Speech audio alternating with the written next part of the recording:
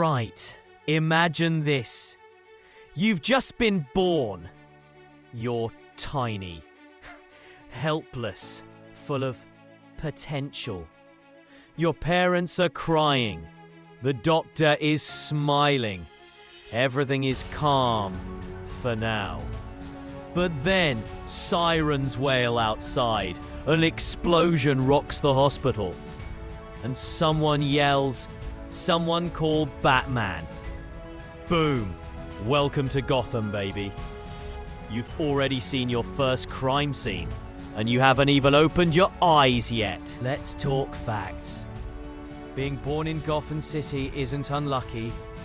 It's downright cruel. Other babies are born in places like Metropolis, where Superman protects the skies, kittens get rescued from trees, and the worst thing that might happen is, I don't know, a space laser. Meanwhile, you, the unlucky little soul born in Gotham, you're dodging stray batarangs before you can crawl. Your hospital, Gotham General, which, fun fact, has been blown up 7 times in the past decade. Your baby formula could be laced with Joker toxin. And those stuffed toys your aunt bought, probably made in a factory owned by the Penguin, smuggled in with black market weapons. Congrats. You didn't just get born, you spawned in the dark souls of cities. Childhood in Gotham. A trauma speedrun. So now you're growing up. You're 5 years old. Bright-eyed. Full of questions. Unfortunately, most of those questions are, Mom, why is the sky always grey? Why does my teacher carry a flamethrower? Why does the janitor talk to the walls and call them Barbara? You go to kindergarten with kids who already know how to disarm a bomb, carry pepper spray in their lunchbox, and had their first Joker encounter before learning multiplication. Oh, and don't even think about school plays. Last year's performance of Peter Pan ended with Mr. Freeze turning the auditorium into a popsicle. And field trips, please. The last one was to the Gotham Zoo. Half the class got chased by mutated penguins with rockets strapped to their backs. Little Timmy still can't sleep without screaming. Home, sweet, explodable home. Let's say you survive elementary school. You come home to your cozy little apartment in Crime Alley. Yes, that's literally what it's called. You ask your parents, why do we live in a place called Crime Alley? And they go, it's rent controlled.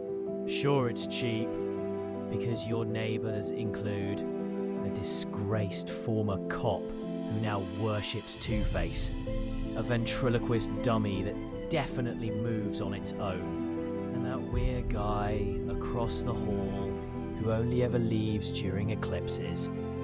Also, good luck sleeping. Between the gunshots, the Batmobile roaring past at 2 a.m, and Joker's nightly radio broadcast, your REM cycles are basically held hostage. You learn real quick. Beds aren't for sleep. They're for shelter during drive-by grenade attacks. News in Gotham? A comedy of horrors. What's the news like in Gotham? Every morning you turn on the TV and it's something like, breaking, Arkham Asylum security breached. Again. Breaking, Joker poisons all vending machines. Stay thirsty, Gotham. Breaking, Riddler hijacks Subway, turns it into deadly Sudoku puzzle. You sit there eating your soggy cereal while Bruce Wayne gives a press conference like, we must come together as a city and do absolutely nothing that actually helps. Meanwhile, your mum is just happy the power didn't cut out again. Last time it did, Killer Croc moved into the basement. Public health? More like public hell. Worried about healthcare? Well, You should be. Because Gotham's medical system runs on expired band-aids, trauma counselling from Arkham interns, and hope. The last time someone went to the hospital with a cold, they left as Man-Bat. And if you call 911, well, good luck. The operator is probably being held hostage by Calendar Man. And even if you do get help, odds are the ambulance will crash into a Bane chase scene, get frozen by Mr. Freeze, or arrive just in time for the building to explode. You're better off calling Alfred and hoping he adopts you. Gotham rule number 1. Trauma builds character. In most cities, you go to therapy when you feel anxious. In Gotham, therapy makes you anxious. Why? Because 50% of Gotham's therapists are actually future supervillains. 30% are undercover cops. And the other 20% are just tired. And don't even try group therapy. Last session got bombed halfway through by Harley Quinn because her ex was in the room. You're left journaling your pain in a notebook that might spontaneously combust if you use the wrong pen. Leaving Gotham?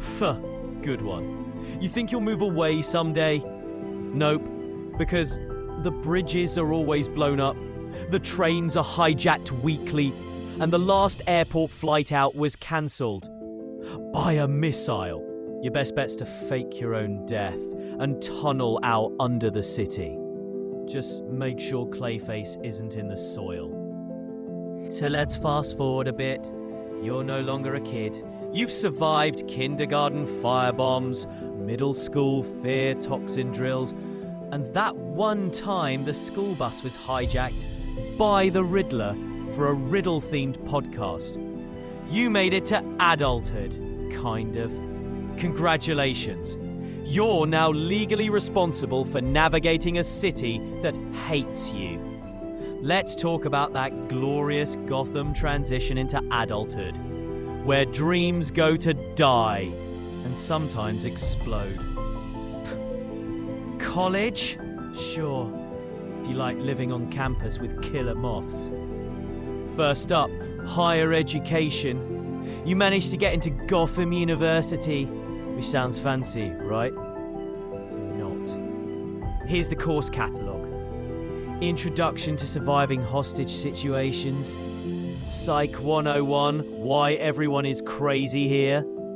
Villain speech deconstruction, theatrical monologuing in you. And of course, advanced Gotham history. Just don't bother. Your dorm, probably haunted. Your roommate? Turns out he's working part-time as a fear gas tester for Scarecrow's internship program. And if you're late to class, it's not because you overslept. It's because someone turned the cafeteria into a gladiator arena for Bane's new fitness challenge. Job hunting in Gotham, the ultimate horror game. Alright, you graduate. Maybe you don't. Who knows? The graduation stage exploded mid-ceremony. Now it's time to get a job. You open the Gotham classifieds and it's either Wayne Enterprises seeking unpaid interns for trauma-adjacent paperwork. Gotham PD must bring own bulletproof vest and therapist. Or, and I swear this is real, Joker Inc., now hiring smile operators, must enjoy chaos, clowns, and ethically grey activities. You apply to all three, because rent's due and you haven't eaten since the last Villain Truth Week. Let's say you land an office job at Joker Inc. Big name, fancy tower, internally crumbling. You walk in, suits clean, Pope in your chest. By noon, someone's hacked the elevator. Your boss is kidnapped. And Lucius Fox casually walks in and says, Everyone stay calm, it's just a minor Riddler cyber attack. Please don't look at your computers. You hide under your desk, while your co-worker Susan calmly eats her yogurt. Like this happens every Tuesday. It does. Commuting in Gotham. Oh, good luck. You try taking the subway. Mistake. That subway, it's now a hideout for Firefly and his new gang, the arson interns. Bus routes, frequently derailed by Bane's tank. Uber, Penguin owns half the drivers.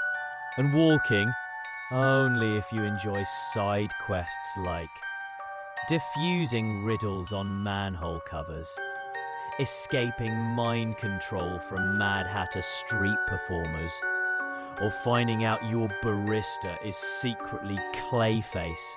Again. Time to move out of your parents' place. You find an apartment listed as cozy, affordable, villain-free, probably. You visit. It's a studio with no windows, one flickering light, a faint smell of fear toxin, and a chalk outline from the last tenant. Landlord says, "Ignore the laughing gas pipe. We're still fixing that." You sign the lease anyway, because in Gotham, that's considered a steal. Right, dating in Gotham. Pain. Just pain. Let's say you've managed to stay alive and not lose your soul to a cult. You're ready for love, but Gotham dating, it's a horror movie masquerading as a rom-com. Your first date? Seems cool, pretty, funny, definitely has all their limbs.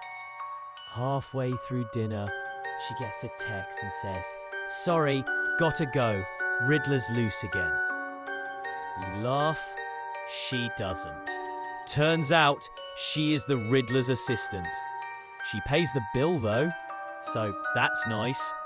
Your next date seems normal. Bit intense. Then he says, "I just really connect with Bane, you know? The way he talks about breaking people." You fake a bathroom break and never come back. Third date, you match with someone named CatGal99 on a dating app. She steals your wallet, your identity, and your cat. Lol. Here's the thing about living in Gotham too long. You stop reacting. At first, you scream when you see Two-Face at the grocery store. After a while, you just nod and move on with your chips. You develop Gotham syndrome, a condition where nothing surprises you anymore. The bank exploded, you sip your coffee.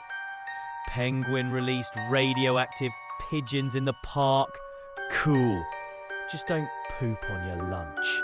Your best friend turned into a human-plant hybrid and joined Poison Ivy's eco-terrorist club. As long as she texts back. Oh, secret identities are a daily problem in Gotham world. Here's a fun Gotham quirk. Nobody knows who anyone actually is. Your yoga instructor might be a Robin. Your mailman could be Clayface. Your boss probably moonlighting as a villain or Batman, or both. And sometimes you don't even know if you're a civilian or a side character. You live in fear that one day someone will hand you a cape and say, "It's your turn." The Gotham logic paradox, as we accepted. There are only two kinds of people who stay in Gotham. One, the insane, and two, the broke. If you're sane, you're trying to leave. If you're rich, you're funding the people who made it this way. And everyone in the middle, they've just accepted that Tuesdays are for gas leaks, Wednesdays are for Joker riots, Thursdays are bring your own flamethrower to work day, and weekends, Those are for rebuilding the city. Again. Deeds beads. No one really wins in Gotham. You can train all you want, learn karate, carry gadgets, build a fortress. In Gotham, you're still one bad day away from becoming a villain or a victim. Or worse, the forgotten name in one of Batman's 900 tragic flashbacks. So let's say you've made it this far. You've grown up in Gotham. You've seen things no human should see. You've been robbed, poisoned, chased, lied to, brainwashed, and possibly dated a vigilante without realizing it. You'd think by now you'd leave. Right? Wrong! Because Gotham has a hold on people. A dark, twisted grip. And if you're not careful, you'll wake up one day and realize, oh no, I'm one of them now. Let's break this down. Why does anyone stay in a city that has a new disaster every week? Simple. Because Gotham is a lie that feels like home. It's the cycle. Crime happens, Batman punches someone, the city rebuilds. Hope returns for like 5 minutes. It's enough to trick your brain into thinking, maybe this time it'll be different. Spoiler, it never is. But still, people stay. Why? Because Gotham doesn't just punish you, it trains you. Your parents lived through Joker's laughing plague of '98. Your grandparents survived the Great Arkham Escape of '74. Your great-grandparents, they were probably original victims of whatever the heck Ra's al Ghul was doing during the Victorian era. It's in your DNA now. Trauma is the family heirloom. Instead of passing down land or a business, Gotham families pass down bulletproof vest, list of safe zones, and emergency antidotes labeled in case of clown. Let's say you try to build a family. Get married, have kids, settle down, cute. But here's how that plays out. Your kid's first day of school, the Riddler hacks the fire alarm system and makes every hallway into a maze. Your anniversary dinner, interrupted by a Bane riot at the Olive Garden. Family movie night, you turn on the TV and Joker's hosting a deadly game show again. Your 7-year-old just asks, is that the episode where he blows up the mayor? You nod. They cheer. The most terrifying thing about Gotham isn't the villains, or the crimes, or even Batman's refusal to smile. It's this. You get used to it. You normalize insanity. You learn which streets to avoid after 10 p.m. You recognize fear gas by smell. You can recite every bat signal pattern like it's your zodiac sign. And when someone new moves into the building and says, "This place is terrifying," you just shrug and say, you get used to the screaming. You know what Gotham does best? It rebuilds. Over and over. Like a city in denial. Joker Inc. funds a new hospital. 2 months later, boom, gone. Joker wanted to test new laughing gas in pediatrics. The city builds a clean energy monorail. Ra's al Ghul sabotages it for balance. They try a community garden. Poison Ivy claims it. Now it bites people. It's a cycle of false hope, paved with good intentions and grenades. By now, you've absorbed the real rules of the city. Stuff no guidebook will tell you. If you see balloons in the sky, run. They're never for a party. If someone laughs too long, duck. It's probably gas. If Batman shows up, leave.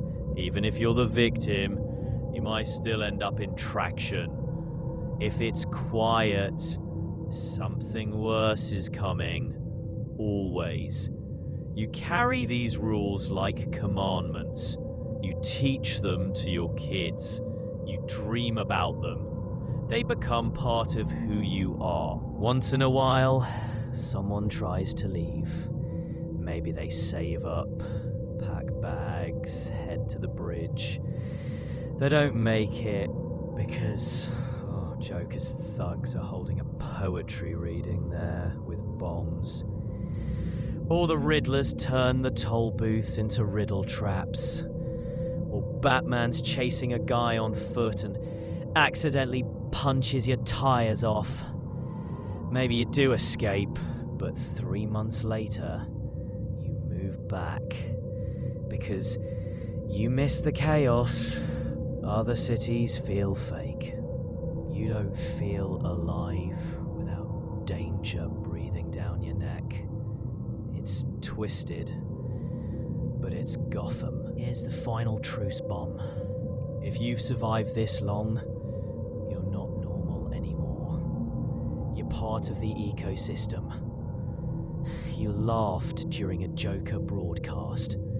You've rolled your eyes at a Riddler riddle. You've accepted that Batman might land on your car at any moment, and that's fine. You're broken in all the right ways. You're numb to everything but alert to chaos. You've become a true Gothamite. You didn't want it, you didn't choose it, but it chose you. And now, you're not just in Gotham. Gotham is in you. So yeah, being born in Gotham isn't just unlucky. It's borderline criminal. You didn't just start life on hard mode. You started it on game over and somehow kept going.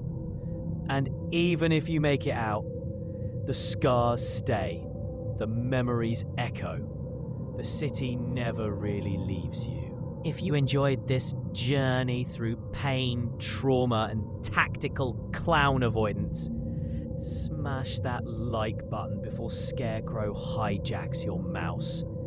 Subscribe so you don't miss the next episode of Psychological Damage in cartoon format. And oh, speaking of psychological damage, next time we're going somewhere even darker. We're heading inside Willy Wonka's chocolate factory, where sugar is a weapon, the children disappear, and Oompa Loompas may actually be part of a cult.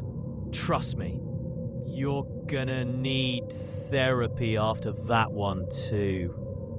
Thanks for watching Pain Parade. Remember, if life gets hard, just be grateful you weren't born in Gotham. Sorry, probably.